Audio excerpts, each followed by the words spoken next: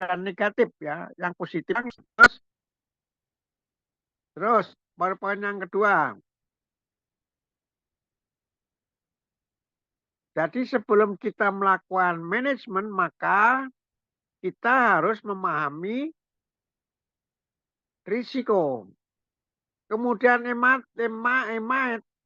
Vaughan dan Curtis Elliot 1976 menyebutkan bahwa risiko diartikan sebagai kans kerugian, the chance of loss. Kemungkinan kerugian, the possibility of loss. Ketidakpastian, uncertainty. Penyimpangkan kenyataan dari hasil yang diharapkan. The dispersion of actual from expected result. Probabilitas bahwa suatu hasil berbeda dari yang diharapkan. The probability of any outcome different from the expected. Jadi itu ada definisi dari Eman Vaughan dan Curtis Elliot. Tadi oleh siapa? Berikutnya. Jadi ada dua definisi. Risiko diklasifikasikan menjadi dua oleh Mamdouh Hanafi 2009 yaitu risiko murni dan risiko spekulatif. Pure risk atau biasa disebut risiko murni merupakan risiko di mana kemungkinan kerugian ada tetapi kemungkinan keuntungan tidak ada. Itu adalah risk murni. Contoh, kebakaran, kecelakaan, kebanjiran, dan lain-lain yang didapatkan hanya kerugian saja, tidak ada keuntungan. Kebakaran, kecelakaan, kebanjiran, dan lain-lain. Itu ada risiko murni. Pure risk. Sedangkan risiko spekulatif merupakan risiko di mana kita mengharapkan terjadinya kerugian dan juga keuntungan. Contoh, membeli saham, usaha bisnis, ya, jual beli. Itu kemungkinan kita rugi dan kemungkinan kita untung. Nah, berikutnya.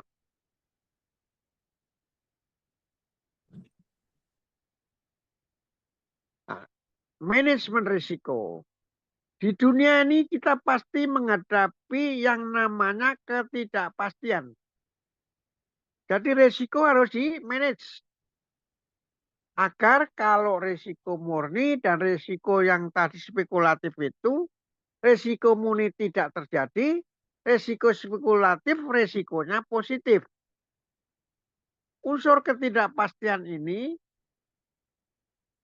seringkali menimbulkan suatu kerugian. Sering, ya. Risiko itu sebagian besar adalah yang negatif. Kalau yang positif, tanpa di-manage, kita mendapatkan keuntungan. Ini merupakan sifat yang universal. Hampir selalu ada pada semua aspek kehidupan manusia. Jadi Anda setiap hari itu ada risiko. Anda bangun pagi, ada risiko. Bangun siang, ada risiko. Sarapan pagi pun kadang-kadang ada risiko negatif. Sakit perut, ya.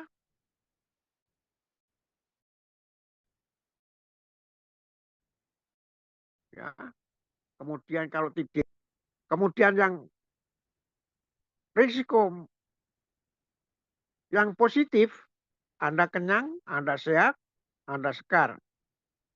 Kerugian atas unsur ketidakpastian ini risiko dapat berwujud dalam berbagai hal. Aktivitas baik dalam aktivitas ekonomi, sosial maupun aktivitas hukum. Sekarang bangun pagi. Bangun pagi itu ada nggak risiko ekonomi? Coba bisa jawab nggak? Halo? Anda bangun pagi itu ada risiko ekonomi nggak? Halo? Halo? Pak. Halo. Ada, Pak. Anda kalau kuliah jangan sampai pergi ya, harus mendengarkan ya.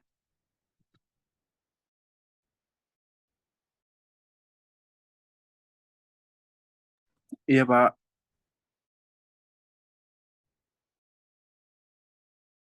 Halo? Kau sih, Iya, Pak. kalau Anda bangun pagi, ayo siapa yang bisa jawab? Mungkin kalau Bangun bangun pagi pagi itu ada risiko positif dan negatif.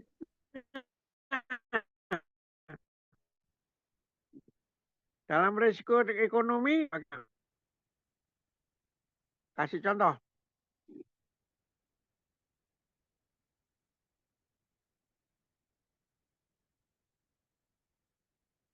Nasifah, ada Nasifah, coba jawab. Nasifah, Nasifah, Nasifah masih di jalan, Pak. Lagi ke arah kampus. Nasifah.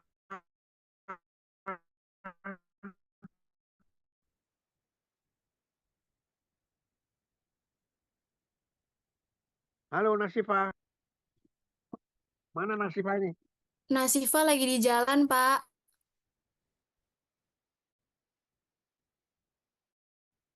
Ya, apa? Coba kalau Anda bangun pagi, orang bangun pagi ada ekonominya nggak? Positif atau bangun pagi? Dan kasih contohnya.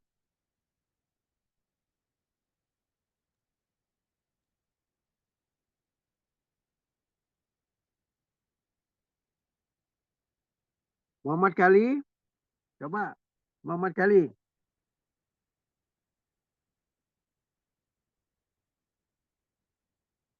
Muhammad Gali.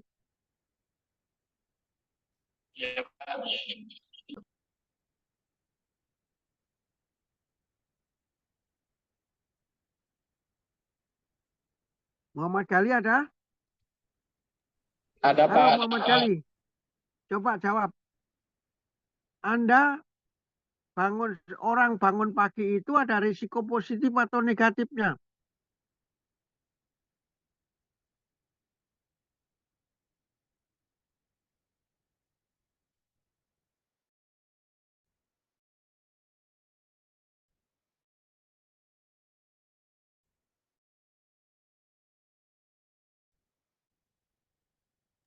Pak, izin Ayo menjawab, Pak. Siapa namanya? Agung, Pak. Siapa? Agung Arafi. Jelas, kurang jelas. Agung Arafi, Pak. Agung Arafi, coba ya Agung Arafi apa? Mungkin contoh risiko saat bangun pagi itu ini kali, Pak ya. Mungkin satu, gangguan ritme sirkadian, Pak. Jadi tubuh manusia Yang itu keras, yang memiliki keras. Deket, ini, kan? Pak, gangguan ritme sirkadian. Jadi itu tubuh manusia memiliki jam internal alami yang disebut ritme sirkadian. Ritme ini tuh mengatur berbagai fungsi tubuh seperti tidur, bangun tidur, suhu tubuh, dan hormon. Jadi kalau ketika bangun terlalu pagi dapat mengganggu ritme sirkadian ini, Pak, yang dapat menyebabkan kelelahan pada tubuh, terus stres, terus kesulitan berkonsentrasi, Pak. Ya, dari positifnya bangun pagi itu kalau seorang pedagang, seorang membutuhkan keperluannya, dia akan ke toko Anda. Akan cepat dan Anda dapat pembeli baru. Tapi kalau Anda malas, misalnya orang bukanya kesiangan, tidak untung. Kalau dari keuntungan fisik, orang bangun pagi itu sehat. Kesiangan, kemudian langsung kuliah, pusing kepalanya ya. Itu adalah resiko ekonomi, resiko fisik. Untuk itu agar dapat menanggulangi segala risiko yang mungkin terjadi, maka diperlukan sebuah proses yang dinamakan sebagai manajemen risiko.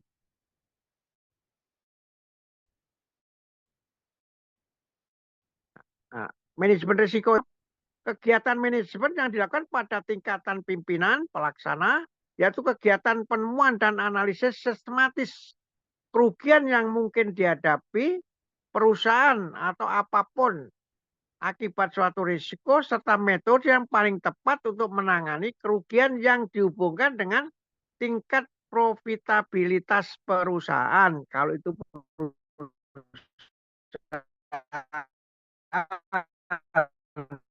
ya. Jadi manajemen untuk atau mencegah terjadinya risiko. Sekarang kebakaran. Bagaimana manajemen risiko kebakaran? Apa yang dilakukan? Jadi pilih saja mana yang tepat dari aspek manajemen. Aspek manajemen itu ada masalah perencanaan, organisasi, aktualisasi, dan kontrol. Koek kalau menurut teori ya, teori teori manajemen dari salah satu pakar manajemen.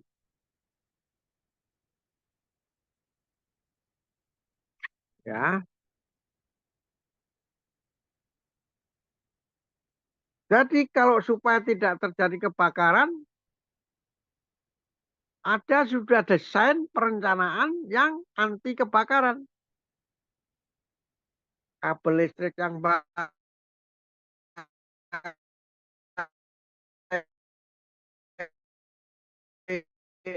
stop kontak yang baik, pemeliharaan, monitoringnya, sampai pada kontrol daripada peralatan dan perilaku yang memanage suatu perusahaan, suatu pabrik, atau suatu lingkungan.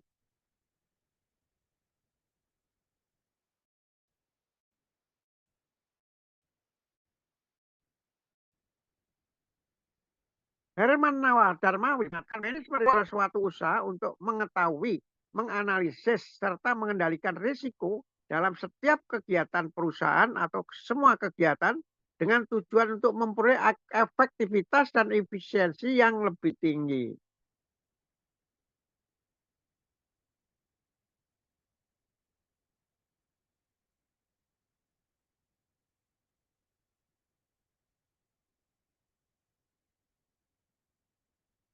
Berikutnya,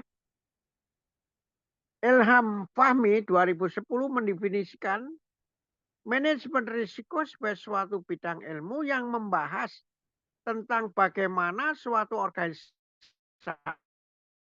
atau perusahaan menerapkan ukuran dalam memetakan berbagai permasalahan yang ada dengan menempatkan berbagai pendekatan manajemen secara komprehensif dan sistematis.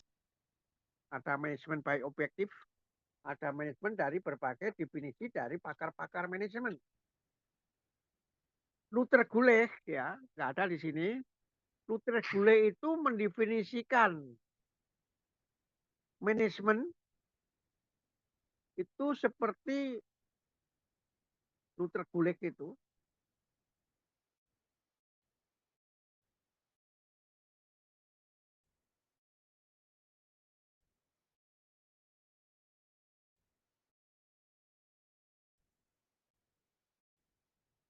dari mulai perencanaan sampai definisi manajemen.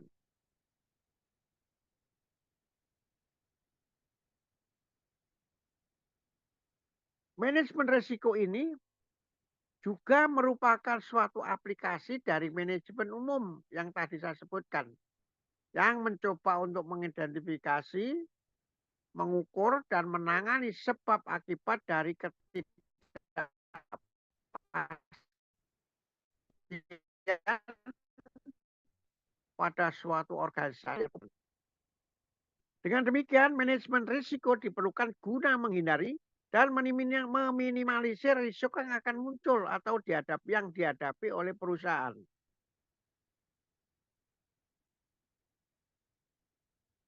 Pada pengaplikasiannya dalam perbankan, Misalnya, manajemen risiko juga digunakan untuk mengidentifikasi risiko pasar, operasional, serta kredit bank yang dapat dipelajari pada buku manajemen risiko 1 yang ada di bawah ini. Ini bukunya ini belum saya sampaikan ya. Jadi sebetulnya risiko dan manajemen itu adalah pengertian manajemen diterapkan pada mengatasi masalah risiko. Risikonya apa? Tadi saya sebutkan.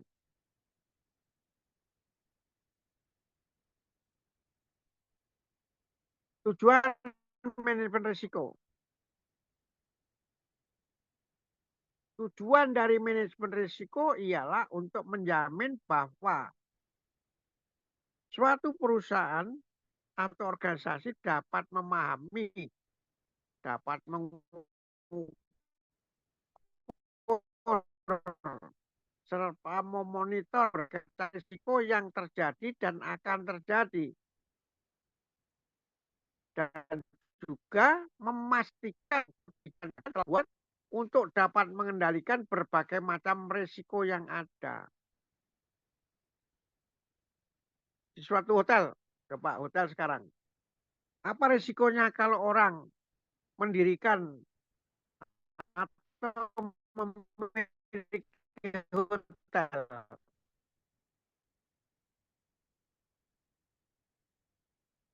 Coba siapa yang bisa menjelaskan risiko hotel?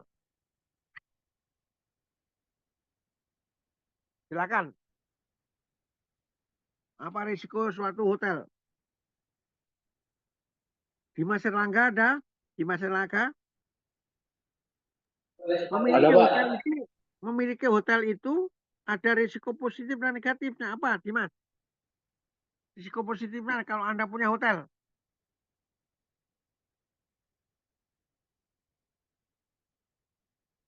Apa, Dimas? Dimas Erlangga?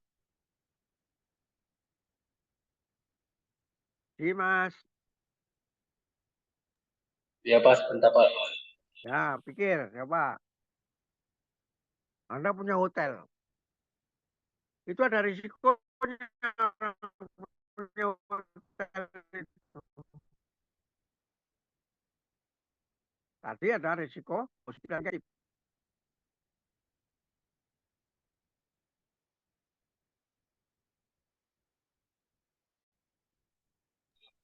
Izin menjawab Pak. Ada cara itu. Ya, silakan jawab, Dimas. Dampak positifnya, hotel dapat menciptakan lapangan kerja dan meningkatnya pendapatan bagi masyarakat lokal. Ya. Usahanya supaya risiko positifnya tinggi apa?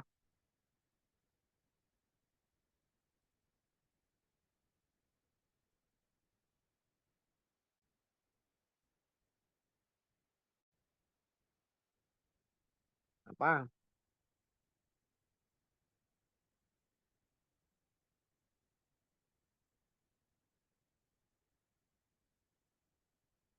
Dimas. Ayo yang lain boleh jawab. Izin jawab Pak. Ya, silakan.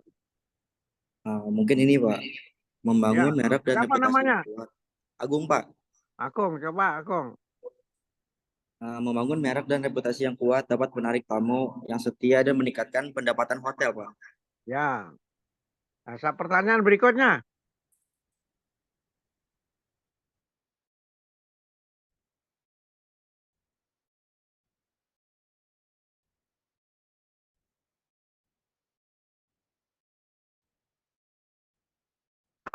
Ada nggak risiko negatifnya? Risiko negatifnya tidak ada pengunjung, tidak ada nginap. Mengapa tidak ada menginap?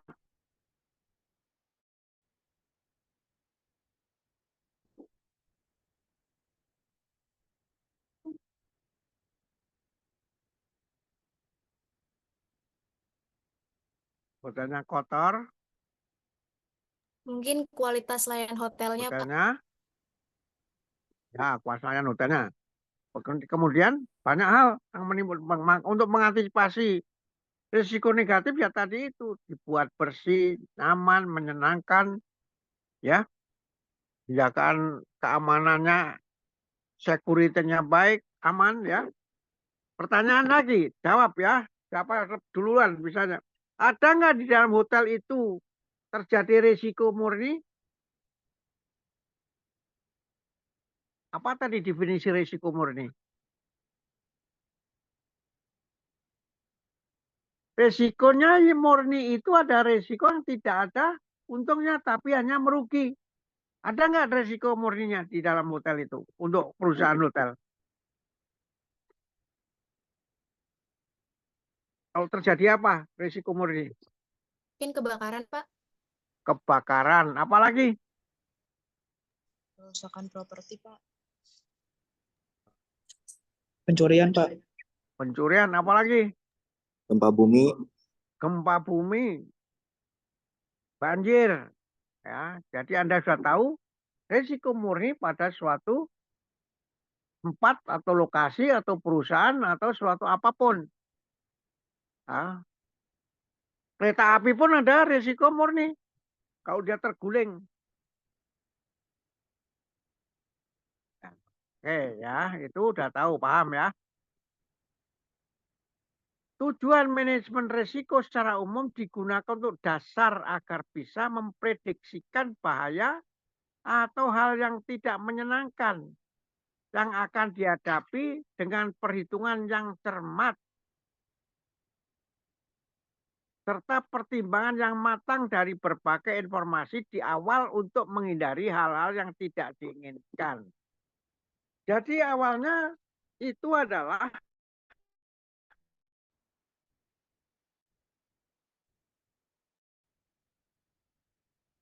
memprediksi. Jadi pertama salah satu manajemen umum itu adalah pikiran ya. Pikiran Anda dituangkan di dalam perencanaan. Semua itu dengan logika. Anda pun di dalam kuliah ada risikonya. Coba Anda kuliah setiap hari mengikuti kuliah itu ada faktor risiko. Coba Anda dalam kuliah itu ada faktor risiko positif dan negatif nggak? Coba jawab selengkap-lengkapnya. Silakan. Karena itu menunjang Anda di dalam mendapatkan hasil perkuliahan yang baik. Lulus dengan nilai A, coba.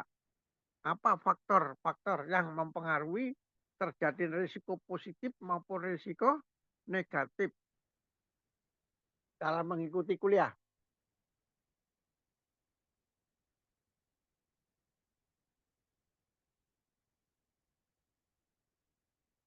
Ayo silakan. Mungkin resikonya Namanya kalau siapa? misalkan Namanya siapa negatifnya, dulu? Trikomala, Pak.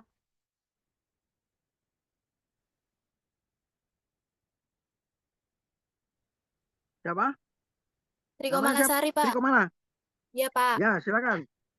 Mungkin kalau misalkan negatifnya kegagalan akademis mungkin, Pak, kayak kalau misalnya di kuliah nggak fokus jadi nilainya turun, terus pelambatan kelulusan. Terus positifnya mungkin dengan kuliah kita bisa nambah banyak wawasan, kayak gitu sih, Pak.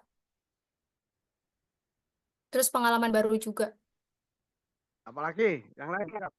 Kuliah itu risiko positifnya apa? Yang positif supaya Anda rajin.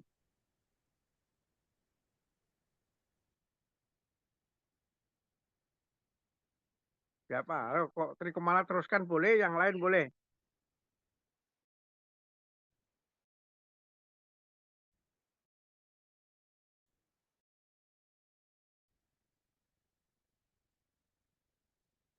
Yang lain boleh. Ada berapa orang ini? Masa nggak? Ayo didengerin. Kuliah yang risiko positif masa nggak tahu. Anda kan kuliah sekarang. mungkin ini Pak bisa nambah Siapa relasi namanya? Pak. Namanya? Agung Pak. Kok Agung terus? Ayo, ya, silakan Agung. Yang lain ya, nanti. Ya Agung, ayo teruskan Agung. Apa? Bisa Apa, nambah Agung? relasi Pak. Kalau kita masuk organisasi di perkuliahan, kita bisa eh, apa ya? Bisa ikut kegiatan-kegiatan yang lain, nambah relasi, bisa mengembangkan diri juga Pak. Kan banyak yang utama apa yang risiko positifnya? Anda kuliah. Membuka Mobilitas belajar, peluang Pak. karir, Pak. Namanya siapa namanya? Sebutin. Kurnia, Pak. Siapa namanya? Kurnia. Kurnia, Pak. Iya, silakan. Membuka peluang karir, Pak, yang lebih Ya, baik. apalagi. Terus juga memperluas jaringan sosial dan profesional. Nah, Eh, bisa meningkatkan kemampuan berpikir, Pak. Bisa ya, berpikir kritis, terus kreatif juga. ya. Apalagi. Meningkatkan kemampuan mengembangkan kepribadian. Ya. Jadi banyak hal yang membuatkan Terus juga Anda bisa itu, meningkatkan daya saing, Pak. ya dasar termasuk Anda meningkatkan sosial ekonomi Anda, ya. Resiko negatifnya apa? Terjadi resiko negatif dalam kuliah. Stres Pak, banyaknya tugas. Anda ya stres Anda ya. Banyak tugas itu mencerdaskan Anda, ya. Jangan stres. Negatifnya banyak kalau Anda tidak rajin, nah tidak ini resikonya kuliah pun bisa di DO ya. Ya, berikutnya. Secara khusus, tujuan dari manajemen risiko yang menyediakan informasi mengenai risiko kepada pihak regulator, pemegang hukum, meminimalkan kerugian dari berbagai risiko yang uncontrolled, agar perusahaan tetap hidup dengan perkembangan yang berkesinambungan. Biaya manajemen risiko, manajemen yang efisien dan efektif, memberikan rasa aman agar perusahaan atau apapun berjalan stabil dan mampu memberikan kepuasan bagi pemilik dan pihak yang lain. Jadi Anda dalam memanage manajemen itu selain tujuan yang umum tadi, ada tujuan khusus.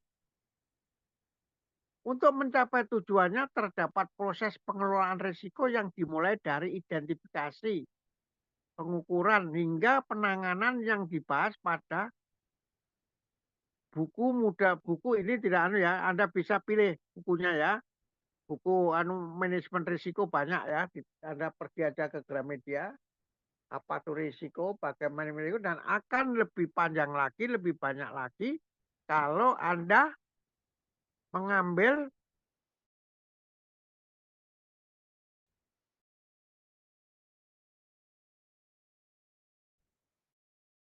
jurusan atau minatan kata potensial hazard dan risk. Oke. Ada pertanyaan dari sini sebelum kita teruskan? Ada pertanyaan?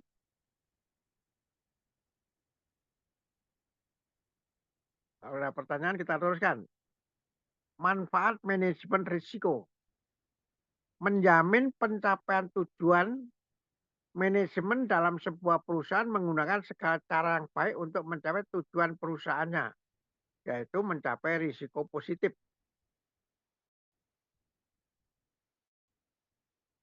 Dalam usaha untuk mencapai tujuan yang bisa terjadi, ada hal yang bisa diantisipasi sebelumnya, dan ada kemungkinan masa depan yang penuh ketidakpastian. Ketidakpastian itulah yang menimbulkan risiko-risiko. Nah, sekarang Anda di Jakarta, banyak pencakar langit, gedung-gedung tinggi. Itu juga ada risiko-risiko, ada ketidakpastian tentang keamanan.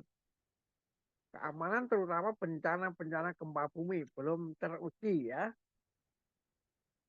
Karena belum terjadi gempa bumi yang besar di Jakarta. Berikutnya. Poin berikutnya. Tujuan yang lebih mudah jika rintangan yang mungkin terjadi itu telah diketahui sebelumnya. Telah teridentifikasi. Kalau hotel tadi terjadi risiko kebakaran, apa yang harus diidentifikasi dulu? Hotel. Apa yang diidentifikasi?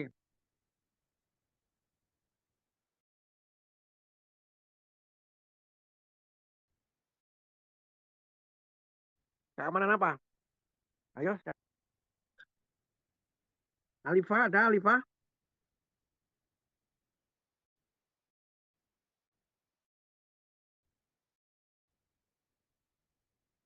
Alifah ada. Mana Alifah? Alifah. Alifah ini termasuk di absen ya. Absen tidak hanya di absen sekali aja ya. Anda namanya Anda absen di absen Anda tinggalkan apa Zoom Anda. Alifah. Alifah. Alifah keluar Zoom, Pak. Mungkin kendala jaringan, Pak.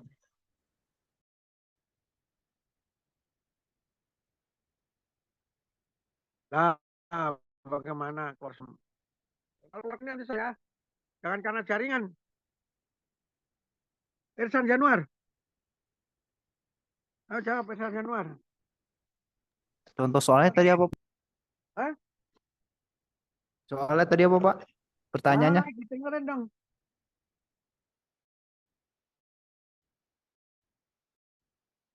Identifikasi apa di hotel itu? Didengerin, halo.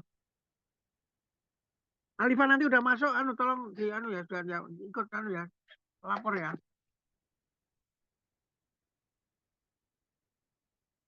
Apa? Irsan Januar. Apa, Pak? Tadi pertanyaannya, Pak? Ya.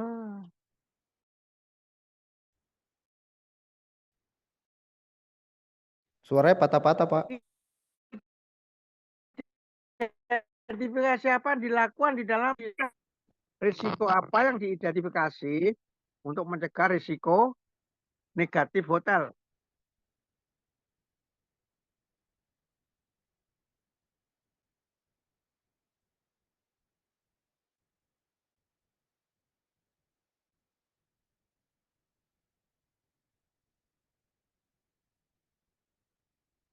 Siapa yang bisa jawab? Lainnya kan? Ayo silakan, yang lain, yang dengarkan.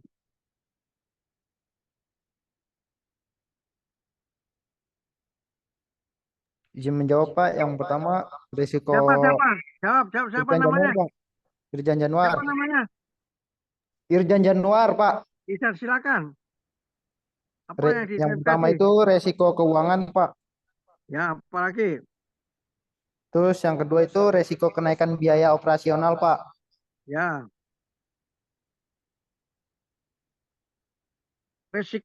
Security, keamanan, diidentifikasi nggak?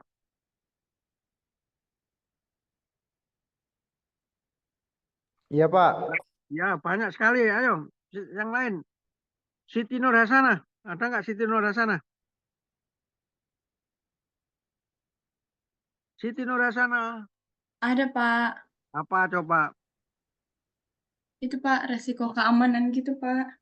Iya, barusan saya sebut, ulangi lagi. Oh, maaf, Pak. Risiko mengatasi banjir sekelilingnya ya. Harus lebih tinggi daripada lingkungannya ya. Apalagi? Ya, kayak resiko keamanan bangunan, Pak. Mungkin kalau Ya. misalkan ada Ini terjadi siapa gempa nih? bumi. Ini siapa nih? Suara Oh, siapa nih? Siti Nur Hasanah, Pak. Jadi Siti mungkin Nur kalau Hasanah. ada terjadi gempa bumi, dia punya tempat yang aman buat berlindung kayak misalkan Ya, jadi buat ada para namanya. tamu-tamunya. Ada namanya peta-peta tempat kumpul dan lain sebagainya. Ya, itu, Pak. Itu untuk suatu risiko. Tujuan akan lebih mudah jika rintangan yang mungkin terjadi itu telah diketahui sebelumnya. Keberhasilan suatu perusahaan ditentukan oleh kemampuan manajemen menggunakan berbagai sumber daya yang ada untuk mencapai tujuan perusahaan. Perusahaan bisa berhasil jika memiliki tujuan yang baik untuk dicapai. Perusahaan yang memiliki manajemen risiko yang baik akan lebih mudah jalannya untuk mencapai tujuan dibandingkan dengan perusahaan yang tidak memiliki manajemen risiko yang baik. Ada pertanyaan? Ya, sekarang teruskan PowerPoint berikutnya. Meningkatkan keuntungan perusahaan. Manajemen risiko, risk management yang baik dan teratur tentu dapat meningkatkan keuntungan perusahaan. Salah satu manfaat dari manajemen risiko adalah dapat memperkecil kerugian, sehingga keuntungan akan dibuat semakin besar. Penanganan risk management yang baik, segala kemungkinan kerugian bisa menimpa perusahaan bisa dibuat seminimal mungkin sehingga biaya menjadi lebih kecil dan keuntungan yang masuk ke perusahaan lebih besar bertambah. Hal ini menjadi salah satu indikator suksesnya pelaksanaan manajemen risiko dalam suatu perusahaan. Jadi semua orang harus sudah memperhitungkan risiko-risiko itu, baik yang positif maupun yang negatif. Kemudian disitulah dilakukan manajemen risiko. D. Ya, memberikan keamanan pekerjaan manajer. Keamanan pekerjaan. Manajer harus memiliki kemampuan memahami, menganalisis, dan menanggapi risiko. Manajer yang dapat mengenai risiko dengan baik dapat membantu menyelamatkan suatu perusahaan. Jadi manajemen risiko itu kalau Anda di dalam keselamatan dan kesehatan kerja, itu paling utama mau melihat perusahaan atau industri, itu dilihat risiko yang akan terjadi. Tapi sebelum risiko diketahui, maka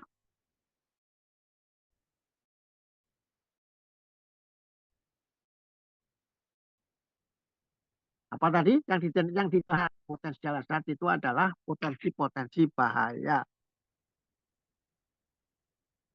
Apabila perusahaan yang manajer menangani tersebut dapat terhindar dari kerugian, maka sudah pasti perusahaan akan mengalami kemajuan dan karir manajemen pun akan ikut maju.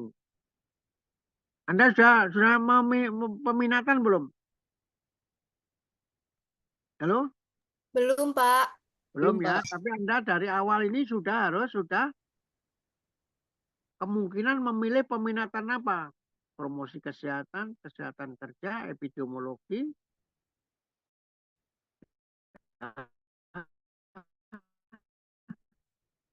kemudian harusnya ada untuk merancang akan kemana akan mengambil peminatan itu. Ada pertanyaan? Terus. Halo terus. Halo. Nah, Halo prinsip Pak. prinsip manajemen risiko. Prinsip-prinsip dalam manajemen risiko yang perlu diperhatikan adalah lain. Satu, harus ada suatu perumusan tujuan daripada perusahaan itu. Kemudian ada kesatuan arah. Kemudian perusahaan itu atau apapun ada pembagian kerja dan penegasan wewenang. Ada koordinasi dan ada pengawasan. Dan semua itu harus ada tertulis untuk semua sumber daya yang ada di dalam perusahaan atau di tempat kegiatan itu. Lanjut. Halo.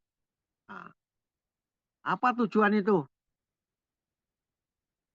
Sebelum tujuan dirumuskan visi dan misi perusahaan. Coba saya tanya, Anda sudah kuliah berapa semester nih? Semester berapa ini? Semester 2. 2, Pak. Semester 2. Coba saya tanya ya. Visinya Urindo apa?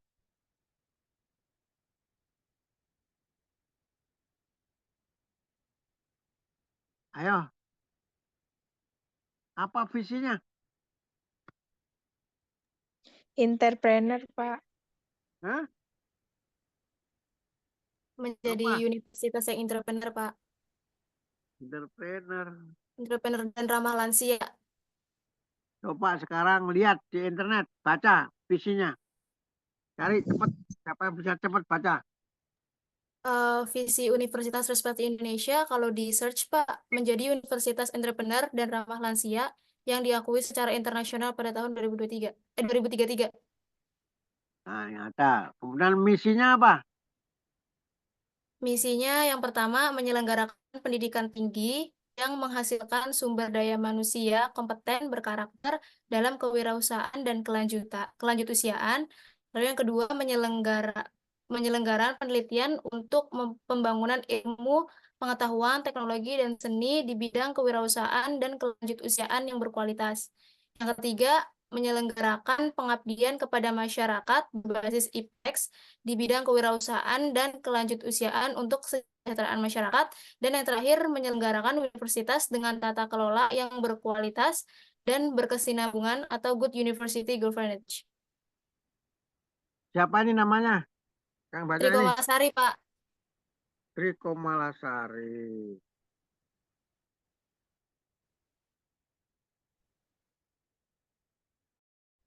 Oke, baik ya. Visi, misi, dan misi. Puskesmas juga punya, rumah sakit juga punya. Jadi kejelasan visi dan misi perusahaan menjadi pedoman untuk menentukan langkah-langkah rasional dan strategi yang harus ditempuh. Salah satunya yaitu tujuan yang hendak dicapai. Dalam pengelolaan risiko, perusahaan melalui langkah-langkah antisipasi risiko secara umum yang bertujuan menghindari segala bentuk pemborosan atau menghindari kerugian-kerugian. Lanjut. Halo, lanjut. Nah, kesatuan arah. Jadi semua suatu perusahaan apapun ya, termasuk Urindo dalam menjalani suatu kegiatan perusahaan maka harus mempunyai tujuan yang sama dengan yang diarahkan oleh pimpinan. Dalam buku prinsip-prinsip manajemen dikatakan, seorang karyawan yang bekerja di salah satu bagian hanya menerima instruksi mengenai kegiatan tertentu dari seorang kepala bagian yang menjadi atasannya, yang sebenarnya terkoordinasikan dalam segala tugas dan wewenang yang terkoordinasi secara keseluruhan. Berikutnya, ayo cepat, mau selesai. Halo, Itu sudah, pembagian Pak. kerja, ya pembagian kerja dan pendelegasian wewenang ya. Pembagian kerja dan pendelegasian wewenang dalam sebuah perusahaan perlu dilakukan sehingga setiap unit mengetahui secara jelas wewenangnya, tanggung jawab yang diembannya. Tujuan dari pembagian wewenang adalah untuk mencapai hasil yang akhir maksimal sesuai yang diinginkan dengan pendelegasian sebagai tugasnya pada bawahan. Berikutnya, koordinasi. Harus ada koordinasi. Salah satu fungsi manajemen atau proses pengintegrasian sinkronisasi serta penyertaan pelaksanaan tugas yang terpisah-pisah menjadi satu terintegrasi. Satu terus untuk mencapai tujuan secara efektif dan efisien. Apa itu efektif? Arti efektif. Coba, siapa yang bisa jawab? Tunggu dulu. Efektif itu apa artinya? Ada bahasa efektif apa? Efisien apa?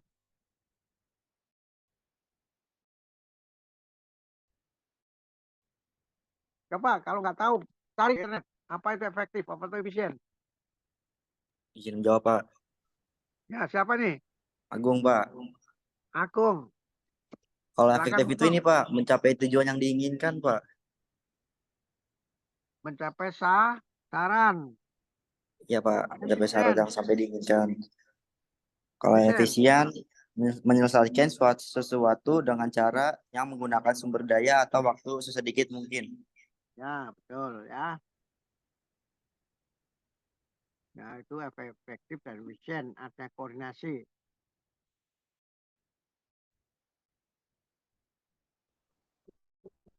Yang diharapkan tidak terjadi didapatkan tujuan perusahaan yang efektif dan efisien. Berikutnya, pengawasan. Dengan ada prinsip pengawasan, maka dapat diketahui tentang hasil yang telah dicapai. Pengawasan dan berfungsi untuk mengukur seberapa jauh hasil yang dicapai sesuai dengan apa yang telah direncanakan. Pengawasan harus dilakukan guna menghindari penyalahgunaan wewenang.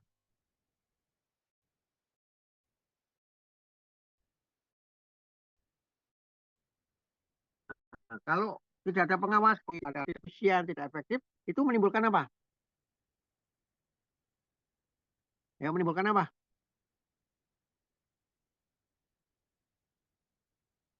Menimbulkan suatu masalah. Apa itu masalah?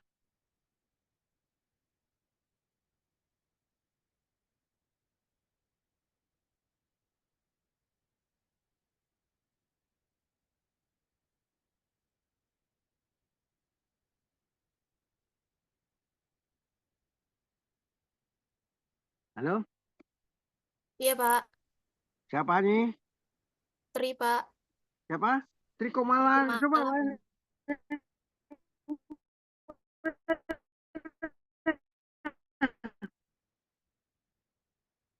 Putri Najwa ada nggak Putri Najwa? Putri Najwa. Mana Putri Najwa ini? Ada Putri Bapak. Najwa. Ada Putri Najwa. Ada Putri Najwa. Mungkin suatu kendala atau suatu persoalan. Kendala saja. Berikutnya. Coba Mutiara, ada Mutiara. Mutiara ada nggak? Ada Pak. Apa coba masalah itu?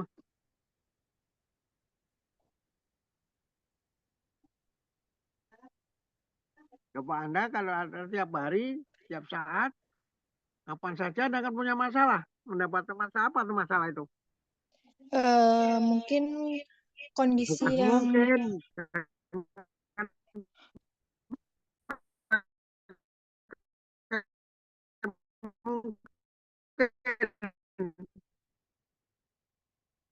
Masalahnya bukan mungkin. Ayo, Mutiara.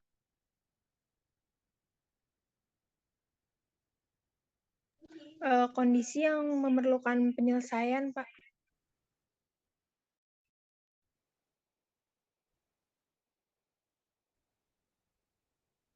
Iya, kalau pekerjaan boleh. Bukan masalah apa masalah itu. Coba.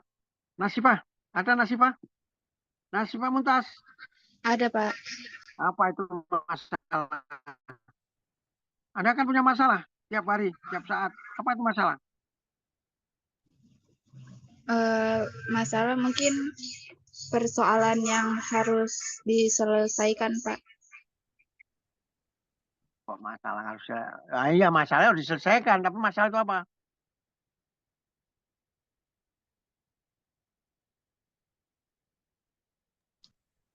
Nailah, apa Nailah? Kenyataan yang terjadi atau realita fakta tidak sesuai dengan yang diharapkan, Pak. Nah, itu siapa nih? Jawaban siapa nih? Siapa nih? Yang jawab ini tadi siapa? Nasifah, Pak. Naila atau Nasifah? Nasifah ya? Nasifah, Pak. Ya, baik Nasifah ya. Jadi sesuatu yang terjadi tidak sesuai dengan yang diharapkan ya.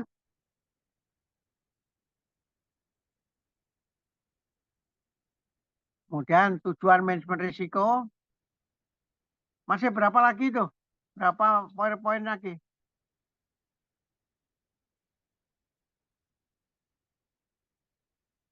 Wah, lagi.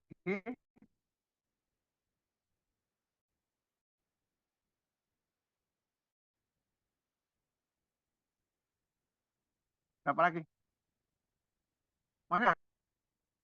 Masih banyak. Tuh. Masih, Pak. Masih ada setengahnya lagi. Ini kan totalnya ada 44 slide. Kita baru di slide 27. Bagaimana? Coba dibaca Totalnya gantian. ada 44 slide. Ini kita Ya. baru di slide 27. Ya, sekarang dibaca gantian.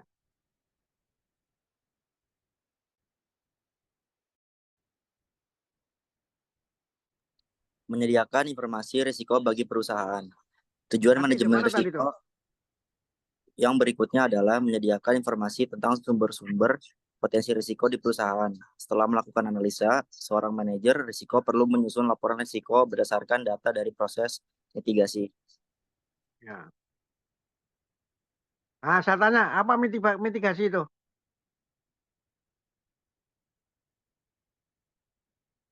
Jadi Anda belajar kesehatan global itu, Anda kaitkan dengan mata kuliah yang lain ya. mitigasi itu ada dalam epidemiologi, ada dalam manajemen dan lain sebagainya ya. Ya, berikutnya terus saja baca. Nanti kalau nggak ngerti lihat di internet ya atau di makalah yang lain. Terus. Baik, Pak. Minimalisasi kerugian akibat terjadinya risiko. Setelah risiko ditemukan dan dianalisa, maka pihak-pihak yang terkait dengan risiko perlu melakukan upaya agar risiko tidak sampai terjadi dan mengancam keberlangsungan bisnis. Dalam hal ini, manajer risiko bisa membantu para pihak terlibat menemukan solusi penanganan risiko, seperti melenyapkan potensi, meminimalisasi, atau mentransfer risiko ke pihak lain. Teruskan terus. Waktunya mau habis nih. Memberikan rasa aman bagi stakeholder. Tujuan manajemen risiko perusahaan adalah agar stakeholder merasa aman dan percaya dengan integritas bisnis. Stakeholder di sini bukan sebatas investor saja, tapi juga pekerja, supplier, asuransi, dan pihak-pihak lain yang berkepentingan dengan perusahaan.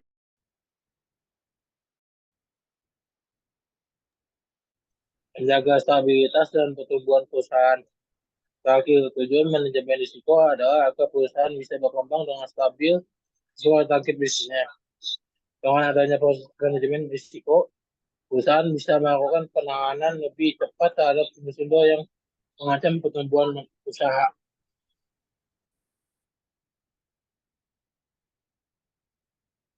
Komponen manajemen risiko. Proses manajemen risiko perusahaan memiliki beberapa komponen atau tahapan. Di antaranya, 1. Sasaran analisis risiko. Komponen pertama proses manajemen risiko adalah sasaran atau tujuan risk assessment dilakukan.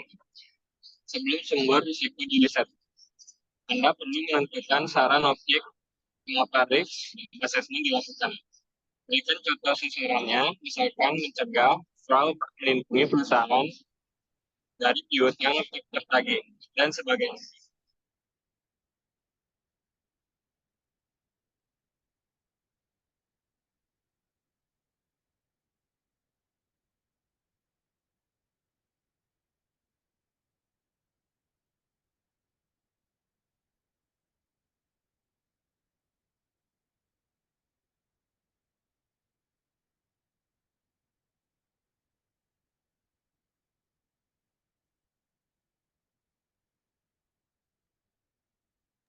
Dua, lingkungan yang berpotensi memunculkan risiko.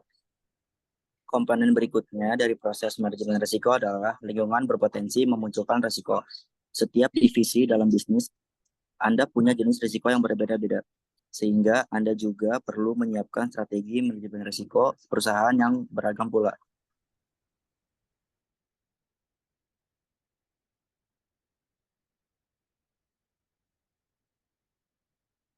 3, ada identifikasi peristiwa penyebab risiko. Setelah menentukan lingkungan sumber risiko, komponen manajemen risiko perusahaan berikutnya adalah mengidentifikasi peristiwa penyebab risiko tersebut terjadi. Contohnya seperti manajemen risiko dalam tahap ini, misalnya risk assessment di area produksi, kemungkinan peristiwa penyebab risiko di area produksi, misalnya kecelakaan kerja, kesalahan pengolahan bahan baku, dan sebagainya.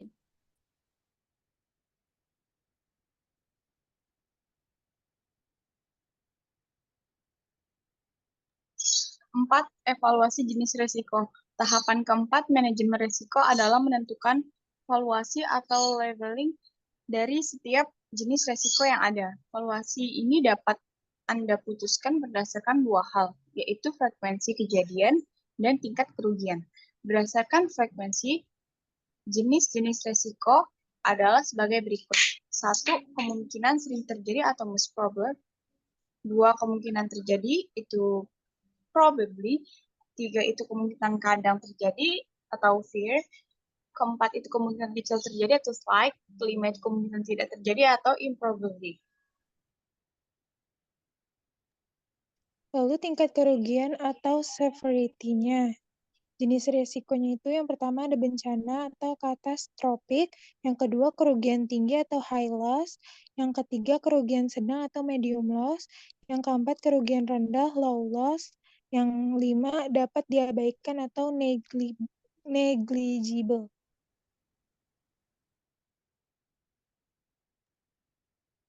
Selanjutnya ada pengembalian keputusan atas risiko. Komponen kelima manajemen risiko adalah proses pengambilan keputusan. Setelah jenis risiko dan valuasinya ditemukan, perusahaan bisa membuat kebijakan atau mengambil tindakan sesuai jenis risiko tersebut. Beberapa keputusan yang bisa diambil dari proses manajemen risiko perusahaan, misalnya mengawasi, memindahkan, atau langsung melenyapkan sumber risiko. Selanjutnya ada dokumentasi proses manajemen risiko. Meski saat ini sudah ditangani, ada kemungkinan risiko mengalami relapse atau terjadi lagi di masa depan. Oleh karena itu, perusahaan perlu membuat dokumentasi untuk tiap penanganan risiko yang dilakukan.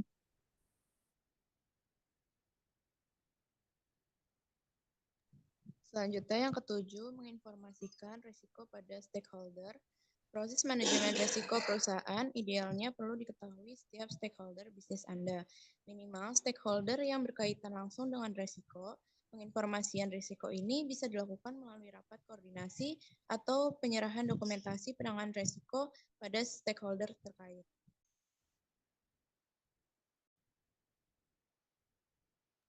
Selanjutnya, jenis risiko adalah manajemen risiko. Risiko bisnis. Jenis risiko yang pertama dan paling umum adalah risiko bisnis, yaitu risiko berkaitan dengan aktivitas operasional perusahaan. Contohnya manajemen risiko bisnis, misalnya dengan menerapkan K3, pengawasan proses capital budgeting, pelatihan SDM, dan sebagainya.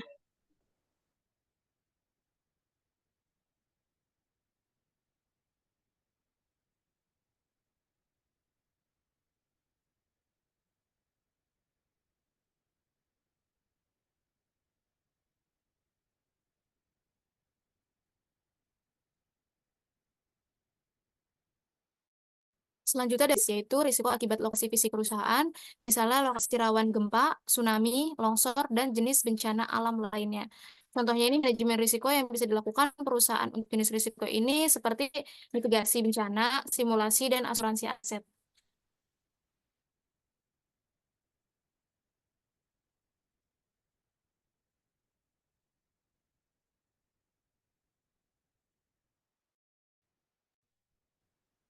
Risiko politik, jenis risiko yang ketiga adalah risiko politik, yaitu ancaman-ancaman yang terjadi akibat kondisi politik dan kebijakan suatu negara. Contoh risiko politik misalnya anomali kebijakan, konflik perebutan kekuasaan, dan sebagainya.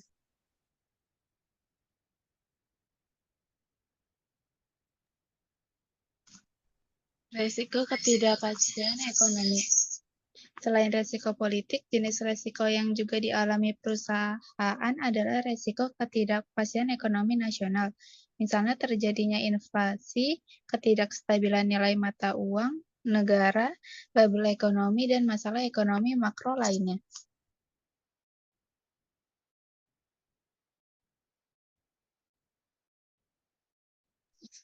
Risiko persaingan. Jenis risiko terakhir dan kerap dialami bisnis adalah risiko persaingan, yaitu risiko yang ditimbulkan oleh kerasnya kompetisi dalam industri.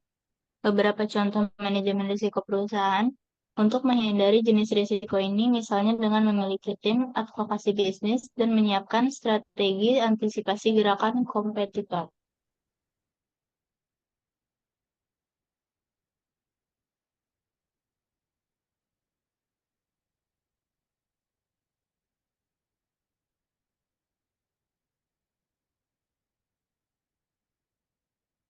Ada. Jadi ada Pak, paham slide-nya antara sudah habis, Pak. ya waktunya habis. Waktunya masih. Waktunya Ada masih, slide-nya pertanyaan? yang habis. Ada pertanyaan? Ah, sekarang Izin saya bertanya, Pak. Hah? Izin bertanya, Pak. Ya, silakan. Kan minggu lalu kan Bapak kan bagi kelompok, Pak ya, buat presentasi. Nah, itu mulai presentasi kapan, Pak ya? Itu nanti masih nggak cocok. Jadi nanti itu sebetulnya nanti saya kasih petunjuk menyusun makalahnya. Kemudian topiknya saya rapikan ya, jangan sampai tidak ada kaitannya dengan kesehatan global. Misalnya yang kesehatan global itu misalnya kebocoran lubang ozon. kemudian pergantian musim, cuaca yang sangat ekstrim, kemudian adanya perang, kemudian kemiskinan, kemudian adanya suatu narkoba. Itu nanti saya kasih judul-judulnya masing-masing. Kemudian sistematikanya saya buatkan. Nanti saya kirim pakai WA ya. Nanti pilih Baik, di Pak. antara Anda. Memang pilihan-pilihan ada yang sudah cocok. Misalnya kemiskinan, kependudukan itu juga masalah kesehatan global ya. Tapi yang lain kan kaitannya nanti Anda kesulitan karena di sumber-sumber belajar di internet nggak ada. Yang ada yang akan saya sampaikan nanti. Sekarang pertanyaan saya ya sesuai dengan kuliah materi hari ini, Indonesia itu mungkin nggak menjadi mempunyai potensial hasrat, potensial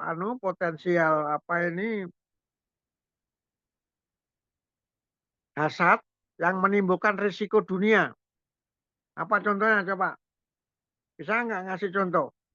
Bahwa kejadian di Indonesia menjadi risiko dunia. Atau paling tidak risiko bagi negara. Coba baca, kalau bisa jawab, selesai kuliah. Kalau belum bisa jawab, cari kejadian apa yang bisa menjadi risiko kesehatan global Mungkin ini, Indonesia. Pak, Gunung meletus, Pak. Gunung Kayak meletus. kejadian waktu Gunung Krakatau, Pak. Ya, boleh. Itu satu. Itu udah lama. Yang sekarang, yang baru. Tapi itu Mungkin ini, Pak, kebakaran hutan yang di Kalimantan, Pak, ya. Itu kan asapnya kan sampai ke Malaysia, Singapura juga, Pak. Jadi dampaknya tuh nggak ke Siapa negara jawab ini? Indonesia doang, Pak. Jadi ke negara Siapa Malaysia jawab juga ini? kena, Pak. Agung, Pak. Siapa yang jawab? Agung, Pak. Agung Arafi. Siapa yang jawab ini? Agung Arafi, Pak, yang menjawab, Pak. Iya, Agung. Ya, teman kalian ya nanti yang banyak itu. Siapa? Yang jawab siapa? Agung Halo, Arafi, Pak. yang jawab siapa ini tadi? Agung Arafi. Iya, Agung Arafi. Nanti yang jawab gantian ya. Agung, nanti Iya, Anda Pak. aja. Nanti yang pinter sekiranya Anda aja nanti ya.